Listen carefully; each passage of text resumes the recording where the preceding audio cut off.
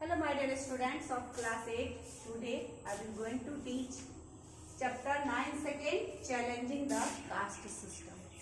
Previous video में मैंने कुछ सोशल रिफॉर्मर्स के बारे में मैं बताई थी, जिनमें कि ज्योतिबा फुले और कंदुकुरी वीरेशलिंगम, श्री नारायण गुरु, इन सब सोशल रिफॉर्मर्स के बारे में मैं बताई थी कि ये लोग किस प्रकार इंडियन सोसाइटी में जो ढेर सारे इविल्स यहाँ पे फैले हुए थे, उन सारे इविल्स को इन्होंने दूर करने का हद तक प्रयास किए थे। अब उन्हीं सोशल रिफॉर्मर्स में जो प्रोमिनेंट लीडर है, उसमें ईवी रामास्वामी नायकर भी एक प्रोमिनेंट लीडर माने जाते थे। इनको पेरियार के नाम से भी हम लोग जानते हैं। ये he devoted his life to the upliftment of the low caste people. ये लो कास्ट पीपल के अपलिफ्टमेंट के लिए अपना डिवोशन दिखाए थे। He founded an organisation named self respect movement. इन्होंने एक ऑर्गेनाइजेशन का एस्टेब्लिशमेंट किए थे जिनका नाम था आपको सेल्फ रिस्पेक्ट मूवमेंट। और इस सेल्फ रिस्पेक्ट मूवमेंट ऑर्गेनाइजेशन में वैसे लोअर कास्ट के पीपुल को रखा जाता था ताकि उन लोगों को अपनी डिग्निटी या सेल्फ रिस्पेक्ट का ध्यान रहे, for the benefit of the Dalit. और इसमें खास करके दलित पीपल के बेनिफिट को देखा जाता था। This organisation fought for the securing reservation for the people of depressed classes. यानी कि इस ऑर्गेनाइजेशन के माध्यम से उन्होंने डिप्रेस्ड क्लास यानी कि लोअर क्लास के पीपल के रिजर्वेशन की चर्चा इन्होंने किए थे। रिजर्वेशन इट मीन्स जॉब में, गवर्नमेंट जॉब में खास करके एससी और एसटी के लिए जो रिजर्वेशन सीट होती है, उस सीट के बारे में इस पे ये बहुत जोर डाले थे। और बाद में फिर ऑर्गेनाइज ये हमारे यहाँ के कॉन्स्टिट्यूशन में भी इसको शामिल किया गया था और आज भी ये रूल लागू है। तो इस प्रकार हम देख रहे हैं कि सेल्फ रिस्पेक्ट मूवमेंट एक ऑर्गेनाइजेशन है जिसके थ्रू उन्होंने लोअर कास्ट के पीपल, खास करके एससी और एसटी के पीपल को जॉब में रिजर्वेशन दिलवाने में इनका बहुत बड़ा हाथ था। अब ये कुछ अब जो नेक्स्ट लीडर के बारे में मैं चर्चा करने जा रही हूँ वो आपके है नेशनल लेवल पे।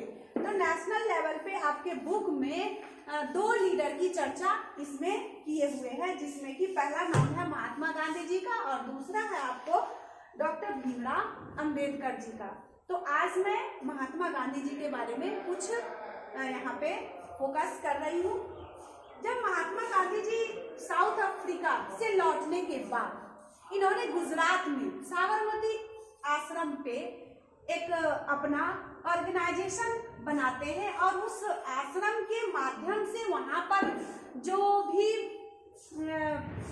लोगों को डिप्रेस्ड क्लास के पीपुल हो या खास करके उस समय ईस्ट इंडिया कंपनी के तहत जो किसान लोगों पे जो भी अत्याचार किया जाता था, उनके लिए इन्होंने एक बहुत बड़ा ऑर्गेनाइजेशन बनाए थे।